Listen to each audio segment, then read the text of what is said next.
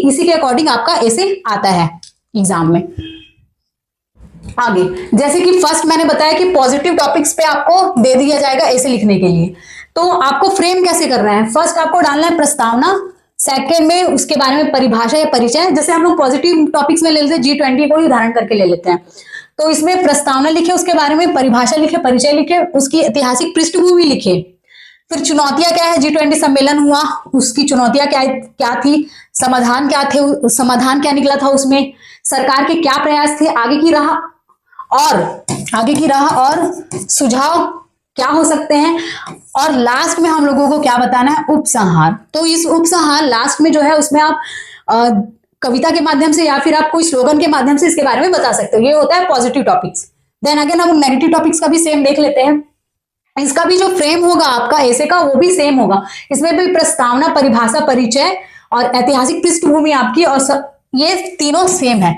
बस इसमें क्या है, समस्याएं। अब चूंकि नेगेटिव टॉपिक्स है तो हम लोग उदाहरण वही जलवायु परिवर्तन वाला टॉपिक्स ले लेते हैं, तो इसमें वही है, समस्याएं क्या है, वर्तमान स्थिति क्या है, उसके कारण क्या है, प्रभाव क्या है, उसको बताना है आपको। समाधान आप कैसे बताओगे, समाधान आपको बताना है, सरकार के प्रयास क्या है उस नेगेटिविटी को दूर करने के लिए, जलवायु परिवर्तन को दूर करने के लिए, और आगे की राह क्या है सरकार की, क्या अपना रही है सरकार, क्या सुझाव देना चाहते हैं आप सरकार को, वो सारी चीजों को रखना है आपको। नेगेटिव टॉपिक्स जब आएगा उसमें सबसे मेन बात, आईएमपी बात आपको ये याद रखना है कि जो भी आप बता रहे हो यहाँ पे समाधान, सरकार के प्रयास, आगे की राह, सकारात्मक सुझाव जो दे रहे हो आप पॉजिटिव वे में देना है पूरा। यहाँ पे नेगेटिविटी नहीं आएगा। यहाँ पे जब आप प्रस्तावना और ऐतिहासिक पृष्ठभूमि ये सब रखोगे तब यहाँ पे नेगेटिविटी को बताना है। यहाँ पे पूरा आपको पॉजिटिव में लेके चलना है। और उसके बाद लास्ट में उपसंहार में आप वही स्लोगन दे दीजिए या कविता के माध्यम से आप उपसंहार करके आपका जो ऐसे उसको कंप्लीट कर लीजिए। देन थर्ड होता है हम लोगों का योजना। तो इसमें भी सेम है, जैसे हम लोगों ने पॉजिटिव नेगेटिव में रखा था, प्रस्तावना रखना है, योजना संबंधित परिभाषा, परिचय, और थर्ड है योजना की वर्तमान स्थिति और स्वरूप। वर्तमान स्थिति का एक अच्छा एग्जांपल हम ले लेते हैं, एक बेस्ट एग्जांपल महतारी वंदन योजना। तो उसको एग्जांपल लेके जैसे उसका प्रारंभ कैसे हुआ, परिचय क्या है, उद्देश्य क्या है, प्रावधान क्या है, लक्ष्य क्या है, पात्रता अपात्रता, जैसे महतारी वंदन योजना में कौन सी महिलाओं को इसका लाभ मिलेगा, कौन सी महिलाओं को इसका लाभ नहीं मिलेगा, ये सारी चीजें लिखनी पड़ेगी। क्रियान्वयन क्या है, प्रयास क्या है, बजट में उसको कैसे पारित किया गया था, क्या है उपलब्धियां, क्या है उसकी, उन चीजों को आपको रखना है। महत्व क्या है, उसका लाभ क्या है, चुनौतियां उसमें क्या क्या आ रही है उनको समावेशित करना पड़ेगा आपको, समाधान देना पड़ेगा, सरकार के प्रयास क्या क्या है उसमें, और आगे की राह और सुझाव जो भी आप देना चाहें उसमें डालना है आपको। और लास्ट आपको फिर से इसमें उपसंहार में आपको कविता के माध्यम से या फिर स्लोगन के माध्यम से आप सारी बातों का सार करके कंप्लीट करना है आपको ऐसे। तो ये हमारा जो थ्री टाइप्स के ऐसे जो इन्हीं से रिलेट करके आते हैं आपके अंतरराष्ट्रीय और राष्ट्रीय मुद्दों पे लिखने के लिए और छत्तीसगढ़ के मुद्दों पे लिखने के लिए।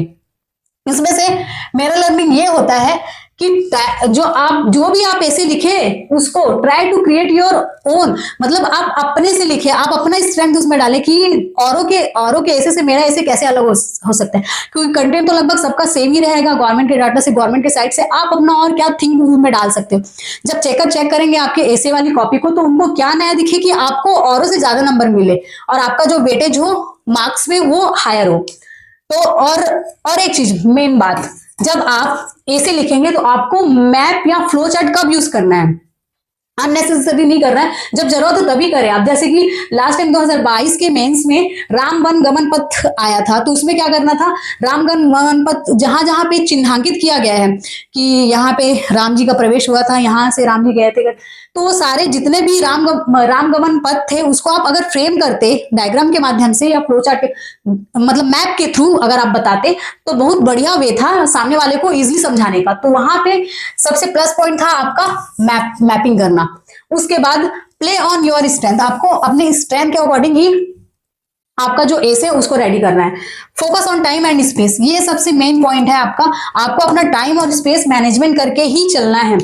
कई लोगों का ये रहता है कि लास्ट के 2-3 पेज हम लोगों ने टाइम मैनेज नहीं कर पाया या फिर छूट गया या फिर हड़बड़ी में लिखे हैं जो भी, तो वो चीज आपको टाइम हमेशा ध्यान रखना है और अच्छे से आप जो माइंड में फ्रेमिंग कर लिया आपने, जो टॉपिक्स आपका फंसा है, आपने जो चीज उस प्रयास किया उसी को एज इट इज लिखना है।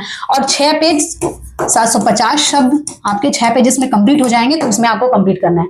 तो यही आज हम लोगों ने देखा कि ऐसे का जो क्रिएशन क्या होता है, स्ट्रक्चर क्या होता है, और ऐसे किस तरीके से कौन से विषय पे दिए जाते हैं, नेगेटिव, पॉजिटिव और योजनाओं के बेसिस में। तो इसको हम लोगों ने देखा। अब हम लोग जब था और अगले बार जब वीडियो बनाएंगे तो उसमें आपको एक ऐसे का टॉपिक कैसे लिखा हुआ है, ऐसे का फ्रेमिंग कैसे, ऐसे ही डायरेक्ट उसके बारे में दिखाया जाएगा। इसमें कुछ भी डाउट हो तो आप कमेंट कर सकते हैं।